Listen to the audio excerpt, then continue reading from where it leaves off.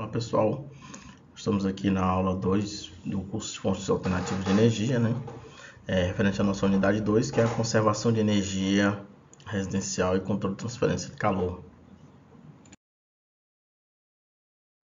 Bom, a nossa pesquisa de hoje pesquisa as vantagens e desvantagens de instalação de placas solares em residências na área urbana. Então a gente sabe que foi difundido aí, né, essa questão das placas solares, tá? E hoje pode ser instalado, né, em qualquer residência da zona urbana e na zona rural também.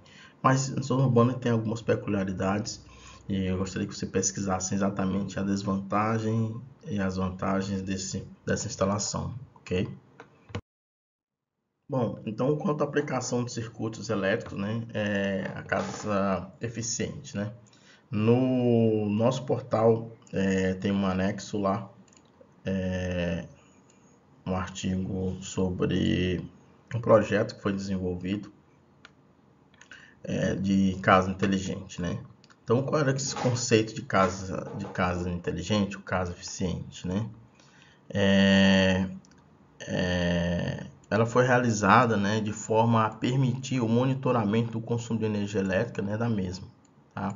A casa está equipada com diversos sensores, né, de medição, de sistema de aquecimento de dados, monitoramento variável e tal. O sistema elétrico da casa tem fios e cabos distribuídos através de eletrodutos PVC no piso, paredes, tetos embutidos. Tá? Isso aí, além de auxiliar os aspectos educativos, facilitando a visualização e demonstração do funcionamento. Então, assim, é um conceito, né, de iluminação, tarefa que diz respeito às definições dos pontos de luminárias, considerando o layout do ambiente, né, atividades desempenhadas para cada parte da casa. A iluminação teve a tarefa da iluminância correta para o plano de trabalho, sem necessidade de iluminação uniforme no ambiente. Então, assim, em resumo, o projeto da casa eficiente, tá? Ela deslumbra fazer com que a casa dê uma maior resposta na eficiência energética possível, né? Então, olha só, isso vai desde a sua arquitetura da casa, né? Como da sua fonte renovável de energia, né? E também da otimização de processos. Por exemplo, iluminação de ambientes. Iluminação de ambientes, você não vai iluminar, bota 10 lâmpadas aqui, não. Para que precisa? O que se trabalha nesse ambiente? Qual a luminosidade que precisa? Então vamos colocar a lâmpada tal que ela é mais eficiente. Vamos iluminar lugar tal, você não vai iluminar um local que não tem nenhum trabalho ali, é um local que não tem muita utilidade. Então esses detalhes foram pensados, né, que esse é o que se trabalha no conceito de eficiência. Esses detalhes foram pensados para quê? Para economizar energia, para economizar fonte, né, de energia naqueles locais, para evitar o desperdício, tá certo? O projeto elétrico da casa é eficiente, né, inclui todas as necessidades de uma residência de classe média, né, mais algumas características diferenciadas para alcançar a melhor eficiência energética. Então, assim, hoje nós, como os eletrotécnicos, nós temos que pensar nessa eficiência energética, né? Fornecer para o cliente soluções que sejam eficientes, não necessariamente que sejam bonitas, não necessariamente que sejam mais baratas, né? Mas que sejam também eficientes, né? A nível energético, eficiente a nível de meio ambiente também, né? Então o projeto de luminotécnico é muito importante, né? A parte de iluminação. Então você pode deixar ambientes que precisam de uma iluminação melhor com a mesma iluminação de um outro local que não tenha tanto. Eu vou dar um exemplo. Por exemplo, você tem a sala, né? A sala você desenvolve várias tarefas ali, desde de estudos, a assistir uma sala de TV, a assistir ali, ó, a ligar um computador, alguma coisa. E aí você tem às vezes um banheiro, um quarto, né? Que você não faz tantas tarefas assim que exige de uma iluminação muito boa e você coloca a mesma iluminação. tá? Então, na sala talvez esteja uma iluminação adequada, mas no banheiro ou no quarto esteja uma iluminação sendo desperdiçada ali. E aí, desperdício não é eficiência. Então, assim, lá existe o projeto lá da Casa Eficiente. Peço que vocês derem uma olhada no artigo lá, é muito interessante para a gente começar a pensar nesse conceito, né, de eficiência residencial, tá? Então vamos lá conhecer um pouco mais sobre esse aquecimento, né, da fotovoltaica que explodiu aí no Brasil, principalmente aí na parte de investimento de painéis solares, né? Então, assim, todos nós sabemos que a luz, né, do sol atinge o painel solar fotovoltaico, né, e de alguma forma ela gera energia elétrica, né? Agora, como é que funciona esse detalhe, né? Como é que funciona? Então, assim, você tem a célula fotovoltaica, né, a construção do painel solar, né, e o efeito fotovoltaico, né? São 3 etapas aí desse processo. Então, olha só, nós temos aí uma parte para a gente ler, né? Mas resume o seguinte: nós temos lá o painel fotovoltaico, né, que é a célula fotovoltaica, né, propriamente dita, né, a célula fotovoltaica, né, que é não é a placa, né? Nós estamos falando de uma célula, né? A placa fotovoltaica é a placa mais ampla, constituída por várias células, né? Então, nós temos aqui as células fotovoltaicas, né? Que ela é feita basicamente de silício, né? Então, o silício é composto de átomos minúsculos, né? Pequenos átomos, né? Carregado com elétrons, tá? Beleza. Na concepção mais comum das placas fotovoltaicas, utiliza-se 2 diferentes tipos de silício, né? Então, assim, nós temos quando você combina, no caso, são 2 tipos de silício. Um tipo de silício serve para as cargas positivas e outros para as cargas negativas, né?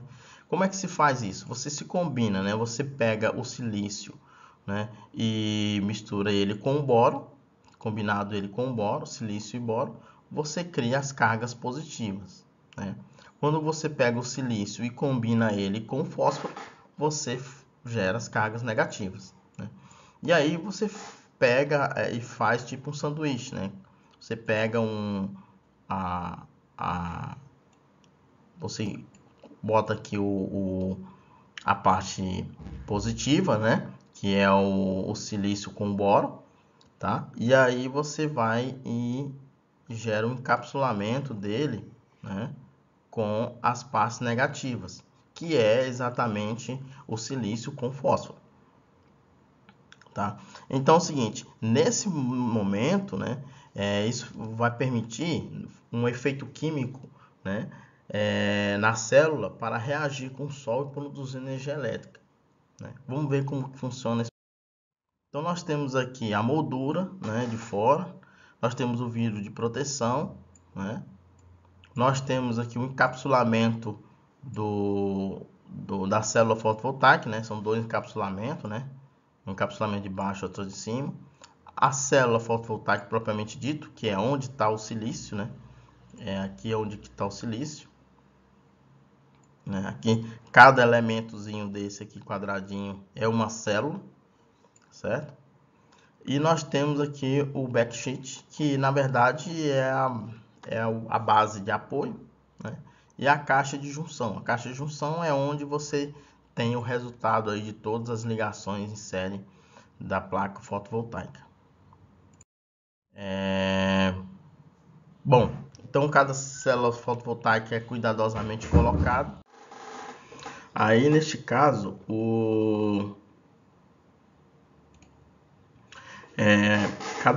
cada célula fotovoltaica, né, implementada ali na base, né, no backsheet. As células individuais são conectadas usando uma faixa condutora, né? Você vê umas linhas finas assim na placa, ali são as linhas condutoras, né, que pega da placa e conecta de uma placa na outra, até chegar na caixa de junção, né? Então, assim, no final de todas essas conexões, né, toda essa montagem, você tem aí um painel solar fotovoltaico, né? Aí você é o resultado de todas essa montagem aí, né? Essa série de células fotovoltaicas, né, que são ligadas em série para fazer uma somatória da geração de energia elétrica ali, né? Tem uma cobertura de lâmina, né, de vidro temperado, tratado com uma substância antiaderente para evitar antirreflexo, né? Que é exatamente o acúmulo de água em cima da placa. Então, quando bate água na placa, ela escorre logo, para não ter esse problema. Na parte de trás, né, do painel fotovoltaico, há dois tipos de condutores provenientes de uma pequena caixa de junção, né? Essa caixa de junção é onde vai ter a tensão ali, né, o potencial em corrente contínua, tá? Total da placa fotovoltaica. Então, o efeito fotovoltaico, né? A partícula de luz, né, viajam do Sol até a Terra, né? Durante o dia, né? Então são chamadas de fótons, né? Que é as partículas de luz, né? Do Sol. Os fótons levam cerca de 8 minutos, né? E 20 segundos para percorrer a trajetória, né? Do Sol até a Terra, tá? Então, quando os fótons atingem a placa fotovoltaica, né? Fazem alguns elétrons circundam, né? Dos átomos que se desprendem. Você tem o quê? Quando você tem o fóton que ela atinge a placa solar, né, você faz com que a camada negativa, né, que está prendendo a camada positiva, eles se deslocam, né? E aí, quando você tem esses deslocamentos de elétron em função da temperatura, desse movimento de temperatura, você tem aí um movimento de corrente elétrica, né? Que a corrente elétrica é o que? É o deslocamento de cargas dos elétrons, né? Então, quando você tem um elétron que se move, né? Deixando um espaço vazio, aí o outro chega e complementa aquele espaço e daqui a pouco ele se desprende em função do Sol e vai para outra camada e aí vai mudando, vai se deslocando aqui, como a gente dá para notar aqui na ilustração. Você tem um elemento aqui que ele ocupa o espaço vazio, logo depois esse elemento se desprende, depois o outro preenche, outro se desprende, outro preenche. Essa movimentação se dá aí em função de uma reação química gerada pelo efeito do Sol, né? Pelo efeito da temperatura, né? Gerada pela incidência de fótons na célula fotovoltaica, né? Então essa movimentação de elétrons, né, gera corrente. Por isso que você precisa ter muitas placas solares, né? Porque para você ter a maior capacidade de elétrons se movimentando ali, gerando essa tensão elétrica aí, tá? Então, assim, durante o dia todo, os elétrons, né, irão fluir em uma direção constante, né, deixando os átomos preenchendo as lacunas em átomos diferentes, né? Então, eles vão pulando de átomo em átomo e fazendo esse deslocamento. Esse fluxo, né, que é de elétrons cria uma corrente elétrica, né, que a corrente elétrica é um fluxo ordenado de elétrons, o que nós chamamos casualmente de energia solar fotovoltaica, né? Então, assim, de grosso modo, nós temos o silício, né, que é um material que a gente encontra na natureza, né, silício purificado, né. Nós temos aí, depois a gente beneficia esse silício aí na indústria, né, fica com barras grossas de silício, né, isso aqui é o minério, depois você tem as barras de silício trabalhado, depois você tem o silício em laminado, depois você constrói aqui o silício laminado, né? Você constrói a célula fotovoltaica, né, em pequenas quantidades, né? E aqui depois você, com cada uma delas, você constrói o painel solar, né? Que é uma somatória de várias células fotovoltaicas. Bom, aí nós temos nossas questões para resolver. Bons estudos, até a próxima aula.